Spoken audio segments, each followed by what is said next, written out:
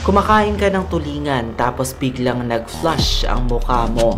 Scrumboid poisoning yan. Kasi hindi nyo alam na hindi spoilage ang nakikita nyo. Yung amoy at lasa ay normal pa rin, pero toxic na. Sino bang makatatanggi sa isdang tulingan?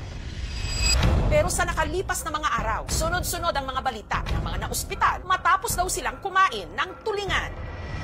Ako po, si Neil Brian Galve at welcome po sa Nurse Brain. At ipapakita ko sa inyo ang 3 signs ng scrumboid poisoning sa tulingan.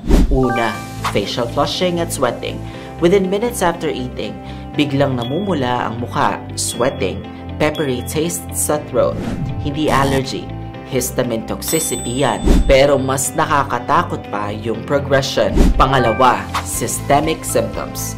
Headache, dizziness, nausea, hives, short-term diarrhea. Symptoms last 4 to 6 hours, rarely beyond 1 to 2 days, pero delikado pa rin. Pero yung prevention method? Pangatlo, proper storage lang ang sagot.